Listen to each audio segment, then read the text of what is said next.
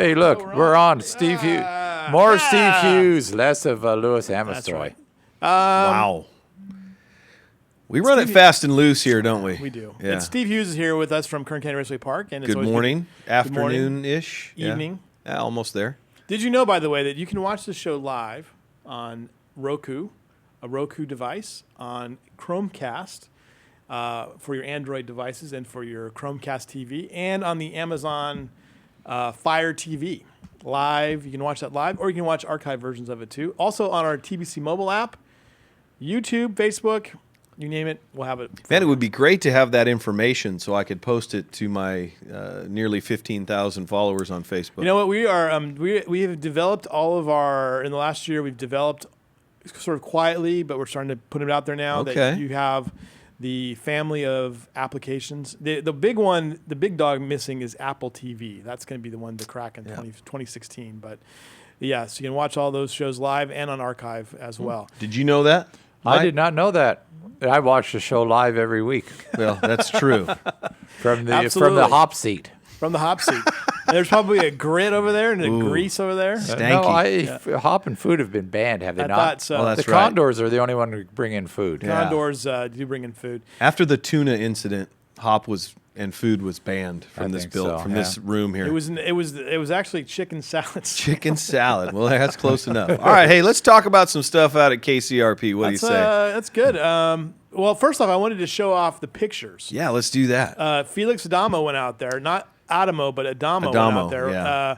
They are related, but first off, let's do this. His nephew, Adamo Cole, races, but Felix Adamo takes photos. That's correct. Let's go to. We'll come back to this for a second. Okay. Let's go back to the. I'm fine with that. There we go. Let's just show some of these great photos. Interstate 5 Bike Fest. And Felix had rave reviews about it. And I think the photos, he loves motorcycles, obviously. Right. And he sent me a text the other day. He says, "Can I cover this instead of women's or men's soccer?" And I said, "Sure, go right ahead." And Oh, yeah. So, there's some. Nice. Oh, that's a great shot. Yeah. Foot starting to come down. Christian Payne. There's another one here that I really love too. But it just showed the diversity that they were talking about having.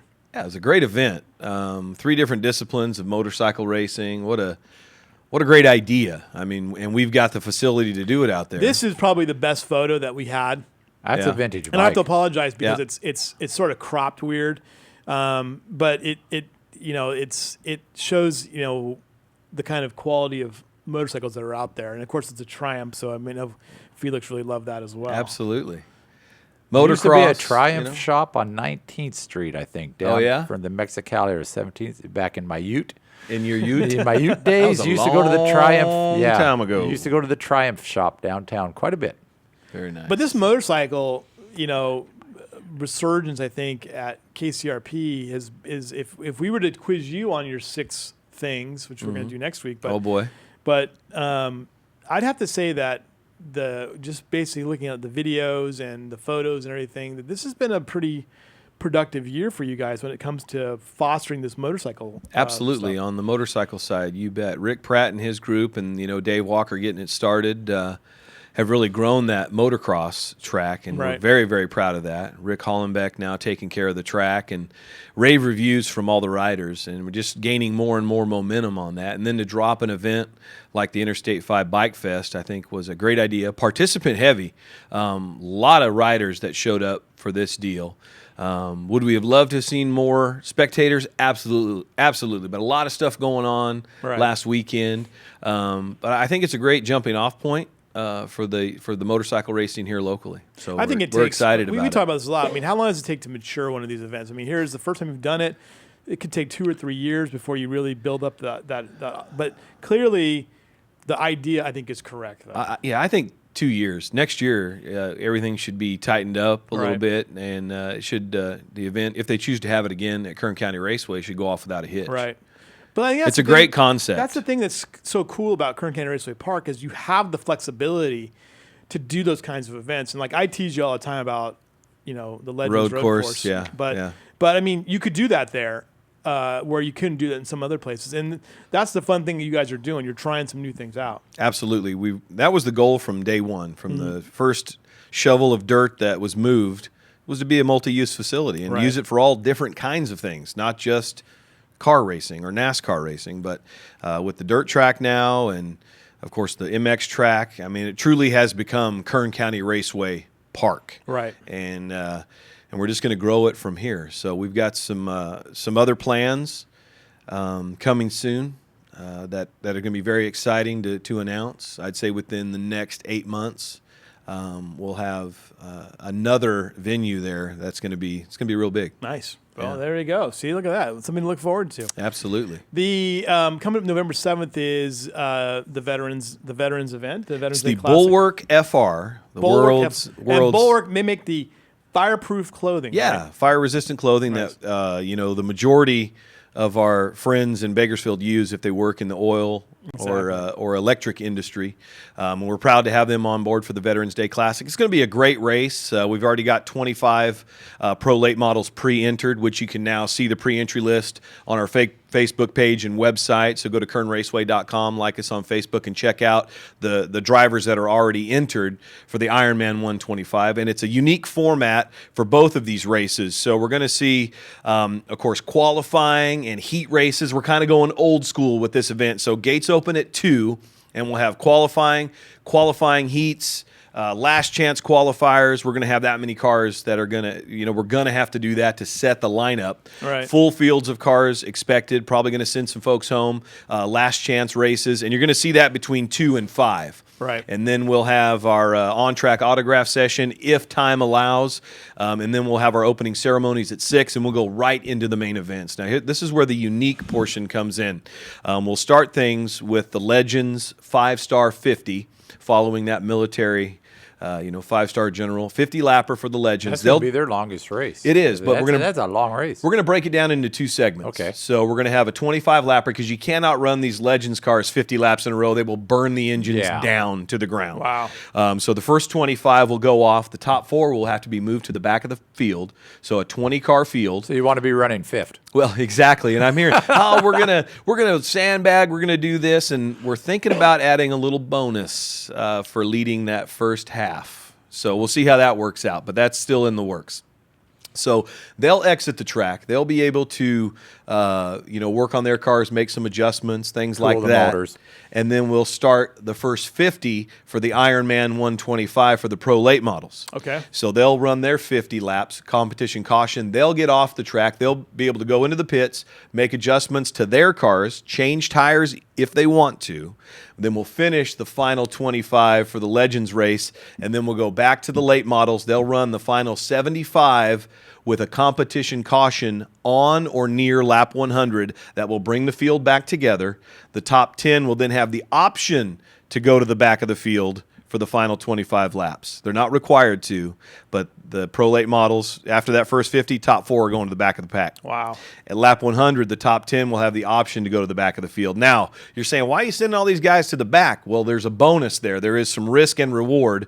If you are able to pass the most cars over those 3 segments, you're going to get a $5,000 bonus for the Pro Late models. If you pass the second most for the Pro Lates, $2,500, third most, $1,000. So there is definitely some incentive there to go to the back of the field. Right. All told, if a guy can win the Ironman 125 and pass the most cars in the 125 laps, you're looking at $16,700 in their pocket. Wow. Yeah.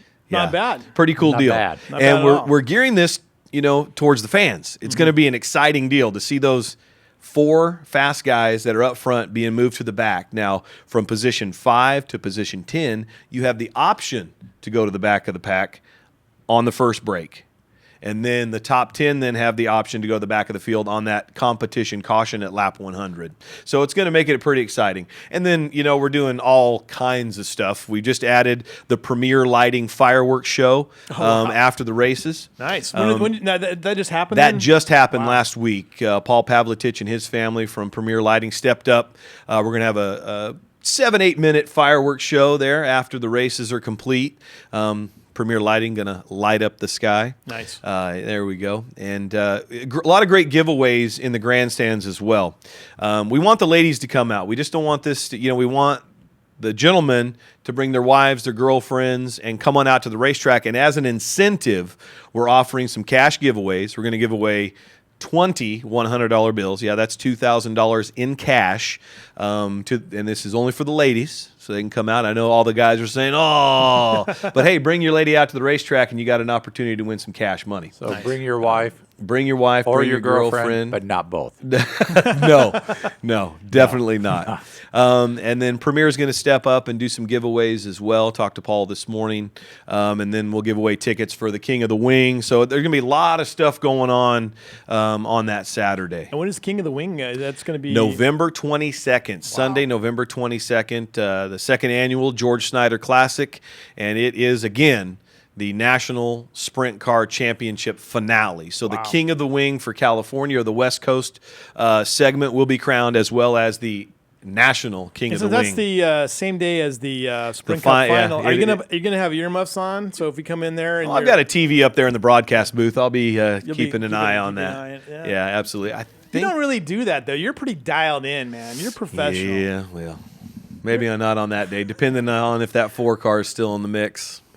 All right, that brings up the 4 car. I just had to ask this because I've been wanting to ask you. What was your take on Talladega?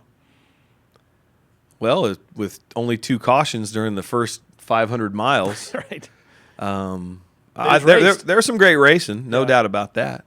It was kind of a bummer to see Dale Jr. not get the win. My least favorite driver is Joey Logano. Right. He's taking the place of Kyle Busch now. Kyle is kind of mellowed out. But now we've got a bad guy in NASCAR. We got the guy to wear the black hat. It's Joey Logano. So I like that part of it because we're going to have good guys as well. What did I think about the finish? Yeah. NASCAR painted these guys into a corner. They painted him into a corner with these elimination rounds, and then making it to where there was only going to be one attempt at a green-white checker finish. Kevin, I'm not saying he didn't or did something, but it's what he had to do to maintain his position in the chase. I think the six car got a good run on him. He was late to react to that, and he was just pulling to the side to block anybody else that was going to follow him, and clip the left quarter panel of the 6 car. And I'm thinking to myself, man, they're just getting going. How are all these cars sliding around and sliding down the racetrack and sliding through the grass? And then I remembered, oh yeah, it's Talladega. They were probably doing 95 miles an hour when all that stuff went down. Right. Now. You talking about the black hat, though? I mean, is Harvick? I mean, we look at Harvick in a different prism here. I mean, because he's the hometown guy. Is he got the black hat on too? I mean, what do you guys think? Some would say so. Yeah. Harvick's not going to say much. He's just going to go out there and run hard at Martinsville. Depending on what happens, he may eventually have a black hat on because Harvick would be the type to take things into his own hands and handle things if things go that way. Logano obviously is that way. I mean, let's go back. He's got a target on his back. Well, really, it's going to be fun. The big news story in the chase before the sweep that Joey Logano just pulled off was Kevin Harvick. Yeah. I mean, with his problems in the first 2 races, his problems with Jimmy Johnson, running out of gas, leading the race, and then coming back and winning the 3rd race in round 1. And then this, exactly. I mean, so it's back to him. Yeah. It's all about Kevin Harvick right now. It really is. I mean, it really is. Totally overshadowed. To me, he totally overshadowed. Just based on Twitter, Oh yeah. No one cared about Joey Nobody Logano cares winning. about Joey what happened to Logano Harvick? Right. And that's not Bakersfield people. That's all over, the national media. Yeah. That's the Nate Ryans. The Jeff Glucks of the it world. was more Kevin Harvick and Dale Earnhardt. Yeah. Junior. I mean that's it. Junior and Harvick. Wow. By a splitter. That what much. What do you think's going to happen here in this contender round? What do you think? Well, I mean, or eliminator round, I guess. Where they're going with Martinsville and then Texas. I mean, and Harvick always runs well at Phoenix, right? I mean, he certainly does. Yeah. So and who knows, man? I'm just my pick in my pool is Martin Truex Jr. So he's still in it. So I may have some cash coming my way, nice. But I'm pulling for Harvick. I think after Martinsville, we're really going to see stuff kind of shuffle out a little bit. Martinsville's going to be one if you can't watch it. get a DVR. I think that's short track racing, and as I've said, it's no holds barred. Absolutely. And It's you want to open talk season on trying to win. Yeah, back-to-back wild card races. Talladega, which surprising. 2 cautions. Are you kidding Well, that's me? because everybody was single file, and Yeah. nobody wanted to mess up any chances. So the racers went out there and were Right. eating I'm not saying eating sandwiches, 200 miles an hour. They weren't racing that hard. They were Yeah. they were being very, very careful. There was a lot more give than take. Yeah. Those first 500 miles. Yeah. Well, great stuff. So the King of the Wing, though, going back to some KCRP things, Yeah. 'cause I'm thinking about this. That's going to be a gigantic night too, and that attracts some fans who just love that just crazy open wheel stuff. Right? Yeah, they follow the series. They'll Yeah. start in Madera, go down to Irwindale, and then finish up at Kern County Raceway. Yeah. And there's folks that show up on our doorstep at 6 a.m. on Sunday. They said, "Yeah, we just drove down, from Irwindale. We want to get here early, make sure we get a good RV spot, and we're fine with that, man. We just No problem at all. It's a great deal. We're glad to have Davey Hamilton and his crew back." George Snyder, and getting to honor him with a race that holds his namesake, and it's an exciting deal. You get to see the fastest cars ever hit Kern County Raceway. And the thing is we're talking to these drivers and the first time we were here, we were just getting it figured out with a 14.2 and some change, with a qualifying. They're saying we could get down to the 13-second range this year. With what we know about how the cars perform, what we need to do, make the changes to the wing and things like that. So we're excited about that. But we're wanting to get through this November 7th race, Bulwark FR Veterans Day Classic. Just 2 divisions, Pro Late Models and INEX Legends. Big money to win, $11,700 going to go to the winner of the Pro Late Model race, $2,500 to the Legends winner. And those passing bonuses, all the giveaways in the grandstands is going to be an exciting weekend for us. November 22nd. That's technically the final race of the season. Or It is is. anything in That December? is the final. No, just our awards banquet on December 5th. All right. And I want to talk about that King of the Wing weekend. Also, we just added. Well, we didn't add it, but we added to the purse. Super Stock Showdown. Oh, really? $1,000 to win for the NASCAR Super Stocks. And I went over to Las Vegas last weekend, had some flyers sent over with Johnny Bedingfield and his crew and Mike Nix, and they were walking through the pits handing out these flyers for this $1,000 to win race that we're having for the Super Stocks. So we're working on the rules package now to see if we're just going to stick to our rules, if we're going to make some adjustments to accommodate a couple of these out-of-town cars. So we're looking for a big event for the Super Stocks on the 22nd That's right, as because well. you had Eric Richardson and Johnny Bedingfield ran well up in Vegas too, right? Yeah, Richardson won the deal, but I think he had some problems in tech. Did he? Uh-oh. Yeah. So that was kind of a bummer. I still haven't gotten the official word on that, so I'm sure I'll hear from Eric now.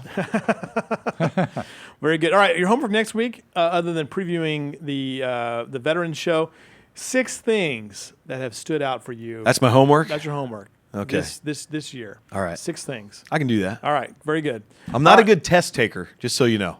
No, this is an open book test. Oh, okay. Yeah, All right, yeah, sweet. Yeah, All so, right. yeah, absolutely. Great. We try to make it. We try to make it award winning here.